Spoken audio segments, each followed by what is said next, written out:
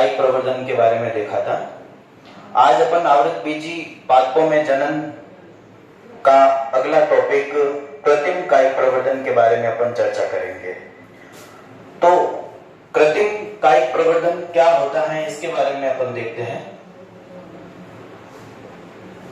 मैंने पिछले वीडियो के अंदर कहा था कि कृत्रिम का मतलब मानव के हस्तक्षेप से संबंधित होता है।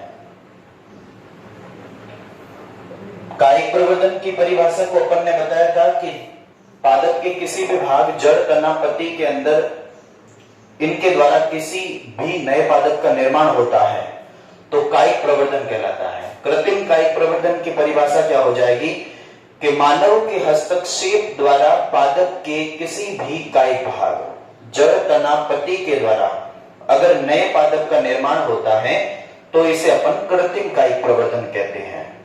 कृत्रिम कायिक प्रवर्धन को मुख्यतः 3 भागों में बांटा गया है। सबसे पहला है कर्तन, दूसरा है दाब विधि और तीसरा है रोपण। इन 3 विधियों को यहां पे बताया गया है, जिसमें अपन सबसे पहले डिस्क्राइब करेंगे कर्तन को। तो कर्तन को मुख्यतः 2 भागों में बांटा गया है। सबसे पहले स्तंभ कर्तन, दूसरा है जड़ कर्तन।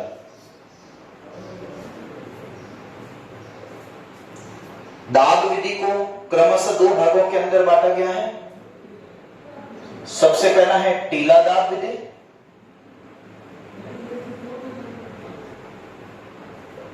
दूसरा है वायु दाब विधि।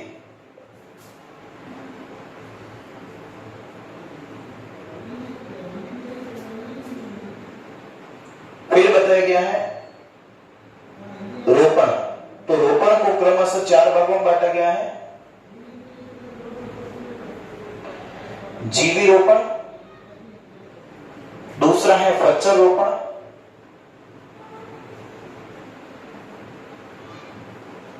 तीसरा है मुकुट रोपण और चौथा है कलिका रोपण।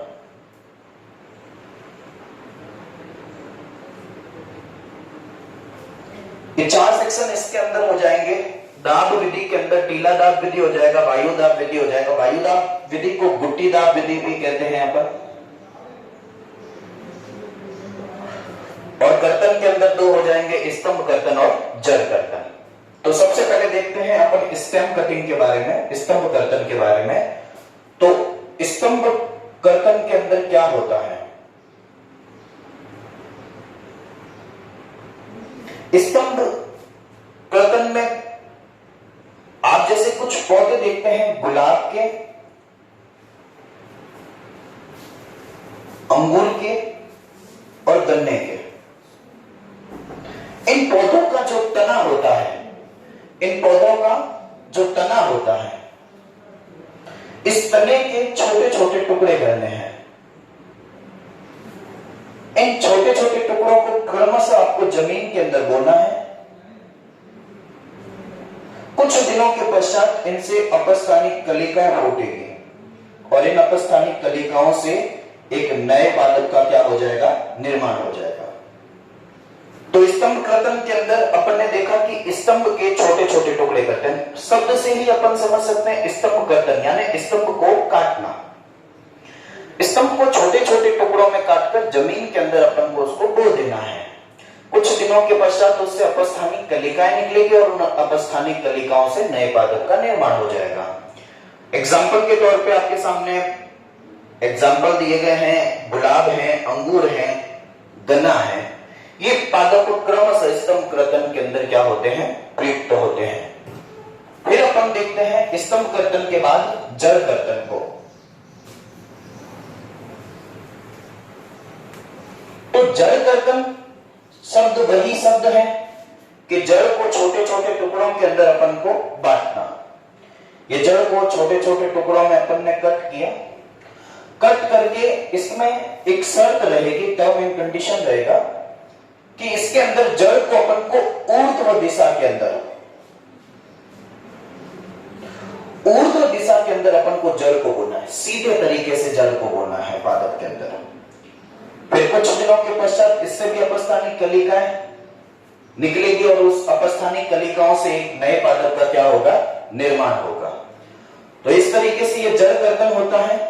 इसके एग्जाम्पल आपके सामने रहेंगे, अमरूद है, चेरी है इत्यादि।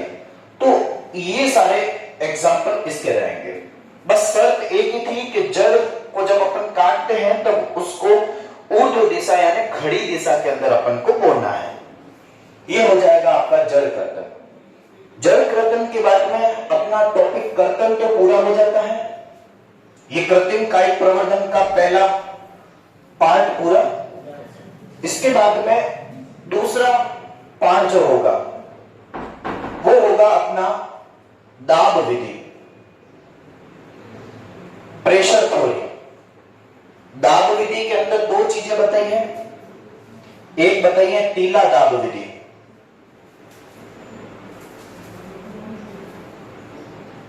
टीला दाब से आप क्या समझते हैं? अपने भाषा में टीले को क्या कहते हैं? टीले का मतलब रेत से बना एक गरौंदा, उसको अपन क्या कहते हैं? टीला कहते हैं। उस रेत से बने गरौंदे के द्वारा किसी को दाब देना टीला दाब विधि कहलाता है। क्योंकि यहां पे अपन पादप के अंदर कृत्रिम कायिक प्रवर्धन कर रहे हैं, तो कुछ पौधे होते हैं जैसे चमेली और मोगरा है, इन पौधों के तने बड़े कोमल होते हैं। इन कोमल पादप के किसी भी एक तने को लेकर, सपोज ये पादप है चंपा और चमेली का या मोगरे का, तो इससे ये पत्तियां निकली हुई है। अब अपन को क्या करना है कि इस कोमल तने को मोड़कर, यहां से इसको तोड़ना नहीं है, इस तने को मोड़कर अपन को जमीन के अंदर इसको गाड़ देना है। ध्यान रहे कि इसका प्रथम सिरा जो पत्तियां युक्त है वो बाहर रहना चाहिए। बाकी वाले सारे तने को अपन ने क्या कर दिया है? गाड़ दिया। इसी तने को अपन ने नीचे लेकर जमीन के अंदर रेत के घरौंदे बनाकर इसको अपन ने दबा दिया है। ध्यान रहे कि इसका प्रथम सिरा जो है पत्तियां युक्त, ये बाहर है। कुछ दिन के पश्चात देखेंगे कि इसकी जो पर्व संधियां होती हैं, इन पर्व संधियों से अपस्थानिक कलिकाएं निकलती हैं और इन अपस्थानिक कलिकाओं से नए पादप का होता है निर्माण। ये नए पादप का निर्माण। तत्पश्चात अपन को क्या करना रहेगा कि मिट्टी के टीले समेत इस नए पादप को अपन को मात्र पादप से क्या करना है? अलग करना है। क्या कहा मैंने? कि मिट्टी के घरौंदे या टीले समेत इस नए पादप को मात्र पादप से अलग कर इसको किसी दूसरी जगह पर अपन को क्या करना है? बोना है। इस तरीके से तने के अंदर जितनी पर्व संधियां होगी, जितनी अपस्थानिक कलिकाएं निकलेगी, उतने ही नए पादपों का क्या होगा? निर्माण होगा। एक एग्जाम्पल के तौर पे देखें तो यहाँ पे क्रमशः 6 पर्व संधियां थी, तो 6 पर्व संधियों से 6 नए पादपों का क्या हुआ है? निर्माण हुआ है। इन 6 नए पादपों को आप अलग अलग जगह पर बोकर एक नए पादप का क्या कर सकते हैं?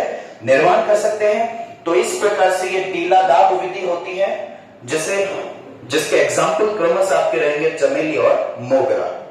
तत्पश्चात अपन देखेंगे टीला दाब के बाद में आती है आपके घोटी दाब विधि। इसको वायु दाब विधि के नाम से भी क्रमशः जाना जाता है।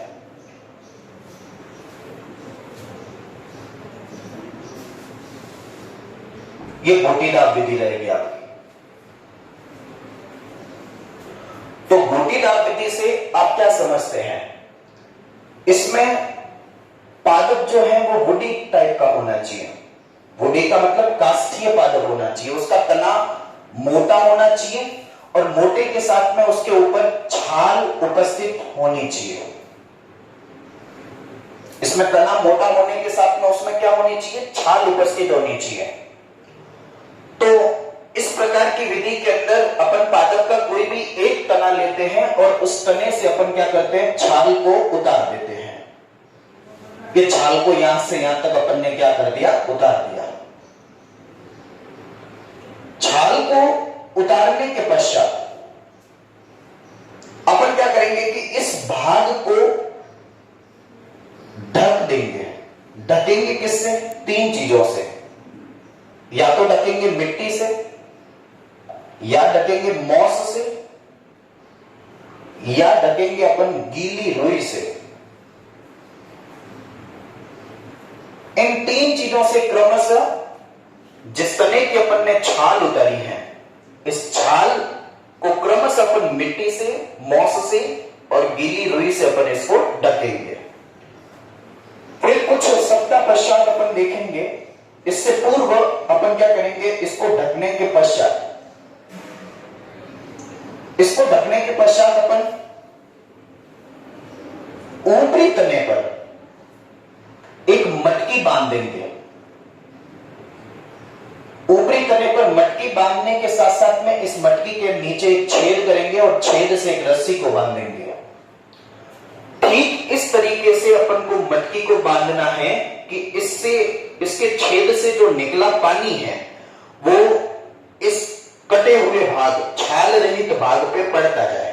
ध्यान रहे कि इस छाल रहित भाग को गोटी कहते हैं। क्या कहते हैं, गोटी कहते हैं। तो मटकी को ठीक इस तरीके से बांधे कि इससे निकला जो पानी है क्रमशः इस गोटी पे निरंतर पड़ता रहे, बूंद बूंद के रूप में। 4 से 5 सप्ताह के पश्चात अपन देखेंगे, 4 से 5 सप्ताह के पश्चात देखना है अपन को। 4 से 5 सप्ताह के पश्चात देखेंगे तो इस भाग से अपस्थानिक कलिकाएं निकलेगी और इस भाग को यहां से अलग कर दें और इसको जमीन के अंदर बो दें। तत्पश्चात एक नए पादप का क्या होगा, निर्माण होगा। तो इस तरीके से ये अपनी फेमस विधि होती है जिसे अपन गोटी दाब विधि कहते हैं। यहां पे गोटी शब्द किसके लिए प्रयुक्त किया गया है कि एक काष्ठीय तना होता है, उसकी छाल उतारकर उसको मिट्टी, मॉस या गीली रुई से ढक दिया जाता है। इस कंटेनमेंट को अपन गोटी कहते हैं और गोटी के ऊपर ठीक मटकी को इस तरीके से अपन को बांधना है और उसके अंदर एक छेद करना है। छेद में रस्सी डालनी है, रस्सी से पानी टपक टपक करके इस गोटी पे आए, ठीक इस तरीके से अपन को बांधना है। तत्पश्चात 4 से 5 सप्ताह के बाद में इससे नई अपस्थानिक कलिकाएं निकलेगी और इस अपस्थानिक कलिका से अपन को इस भाग को मात्र पादप से अलग कर इसको जमीन में बोना है। तत्पश्चात एक नए पादप का क्या हो जाएगा, निर्माण हो जाएगा। तो ये अपनी 2 विधियां कंप्लीट हुई। एक तो हुई कर्तन विधि और दूसरी हुई दाब विधि। फिर अपन देखते हैं लास्ट विधि जिसका नाम है रोपण। इस साल इससे क्वेश्चन आने का भी चांस रहेगा। रोपण मोस्ट एक टेक्निक होती है। रोपण के अंदर 2 शब्दों को प्रयुक्त किया जाता है। एक शब्द होता है कलम और एक होता है स्कंद।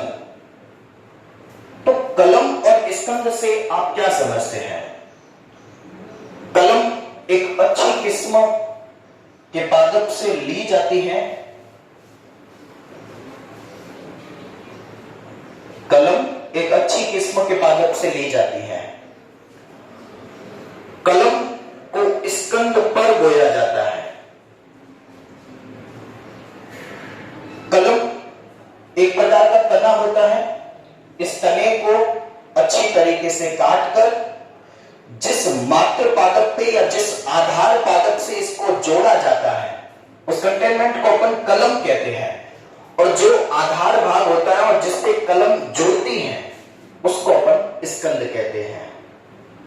जिसको लगाया जाता है कलम और जिस पर बोया जाता है शॉर्ट फॉर्म के अंदर उसको अपन क्या कहते हैं, स्कंद कहते हैं। इन दोनों को ठीक इस तरीके से बांधना है कि दोनों आपस में अच्छे से जुड़ जाए, फिर इसको कस के अपन को बांधना है। तत्पश्चात कुछ दिनों के पश्चात एक नए पादप का क्या हो जाएगा, निर्माण। जिस कलम को आपने बोया है, जिस पादप की कलम को आपने बोया है, उसी नए पादप का क्या होगा, निर्माण होगा। इस विधि से अपन चंपा, चमेली, मोगरा, चंपा, चमेली, मोगरा, अंगूर, अमरूद इत्यादि पादपों को बो सकते हैं। ये बहुत ही फेमस विधि है। गांवों में अक्सर इस विधि को बहुत ज्यादा मात्रा में यूज किया जाता है। कम जगह पर अधिक फसलों को बोना इस विधि के द्वारा संपन्न हो सकता है। तो रोपण विधि को, जैसा कि मैंने आगे वीडियो के अंदर बताया कि रोपण विधि को भी 4 भागों के अंदर बांटा गया है। फर्स्ट है जीवा या जीपी रोपण, दूसरा है फ्रक्चर रोपण, और तीसरा हो जाएगा आपके मुकुट रोपण, और चौथा हो जाएगा कलिका रोपण। तो इन 4 विषय वस्तु हैं जो रोपण के अंदर क्रमशः बताई जाती हैं।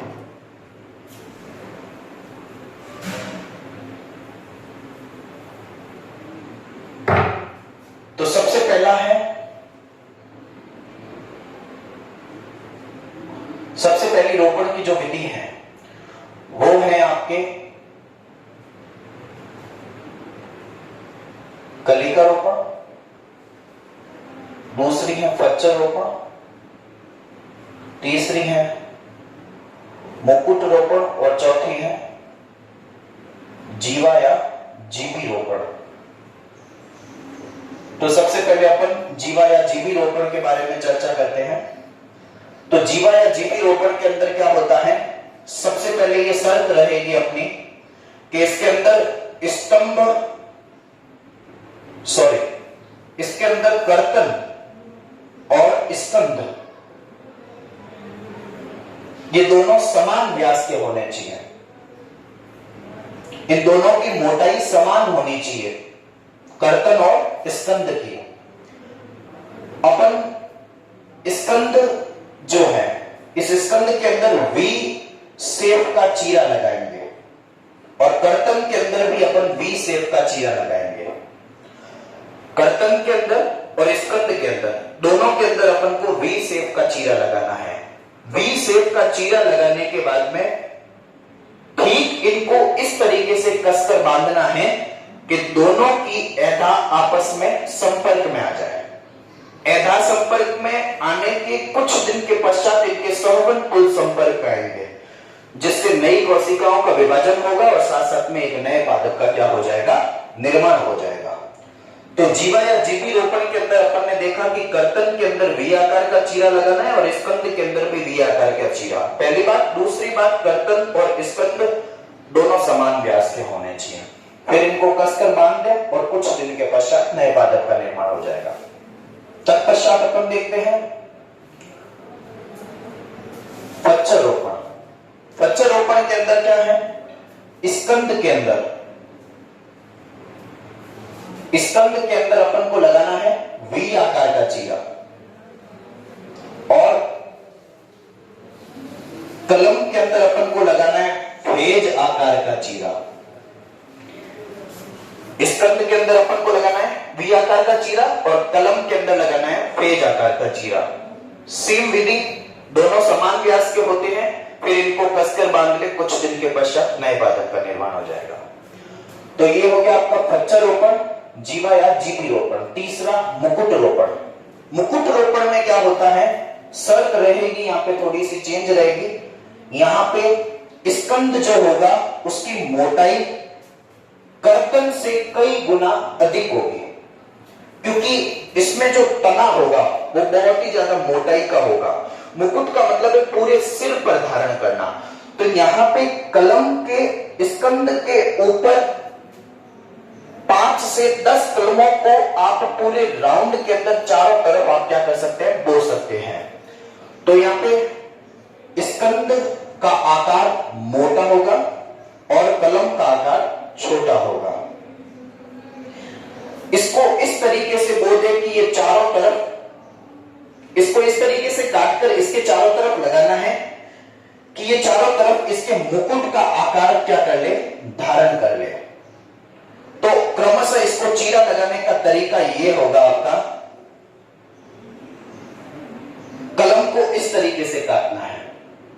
कलम को इस तरीके से काटकर तने के गोलाई के अंदर इस तरीके से लगाना है। कम से कम 10 से 12 कलम को आप आराम से लगा सकते हैं, क्योंकि स्कंद का आकार क्या है, मोटा है, और कलम का आकार क्या है, छोटा है। इस तरीके से मुकुट बन जाएगा इसके चारों तरफ, और कसकर बांधना है, और कुछ दिनों के पश्चात नए पादप का क्या हो जाएगा, निर्माण हो जाएगा।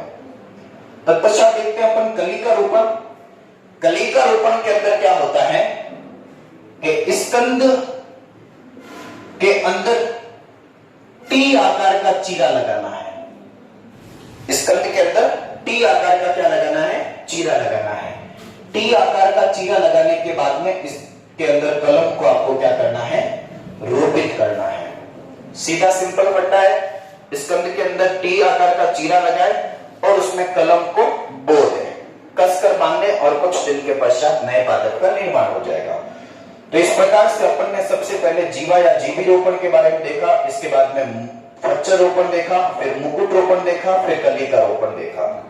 फटाफट से बता देता हूं कि जीवा या जीवी रोपण के अंदर अपन ने कर्तन और स्कंद दोनों के अंदर वी आकार का चीरा लगाया, दोनों समान व्यास के थे, कसकर बांधा, फिर नए पादप का निर्माण हुआ। फ्रक्चर के अंदर स्कंद के अंदर वी आकार का चीरा, कलम के अंदर फेज आकार का चीरा, दोनों को कस के बांधा, नए पादप का निर्माण हुआ। तत्पश्चात देखा मुकुट, तो इसके अंदर स्कंद का आकार मोटा था, कलम का आकार छोटा था, ठीक इस तरीके से बांधा कि इसके चारों तरफ मुकुट के समान आकृति प्रतीत हो। कली का रोपण के अंदर स्कंद के अंदर अपन ने टी आकार का चीरा लगाया और इसके अंदर कलम को अपन ने बोल दिया, ठीक इस तरीके से बांधा कि एक नए पादप का निर्माण कुछ दिन के पश्चात हो सके। तो इस तरीके से रोपण के अंदर एक ही तात्पर्य रहता है कि कलम और स्कंद को अच्छे से बांधे और काटने का तरीका आपका परफेक्ट होना चाहिए, जिससे एक नए पादप का निर्माण हो जाएगा। इसके बाद में अपना टॉपिक रहेगा लैंगिक जनन से संबंधित, जो है दूसरे पार्ट का, लेकिन आपके प्रथम पार्ट के अंदर दिया गया है। हालांकि अपन ने इसको 11th में डिस्क्राइब कर लिया था। पुष्प की संरचना, इस पुष्प की संरचना को अपन अगले वीडियो के अंदर देखेंगे और दूसरे चैप्टर की शुरुआत करेंगे। इस चैप्टर से संबंधित अगर किसी को समस्या है, वीडियो देखकर अपने ग्रुप के अंदर, स्कूल के ग्रुप के अंदर समस्या को डाल दें, आपका समाधान निश्चित तौर से हो जाएगा। धन्यवाद दोस्तों।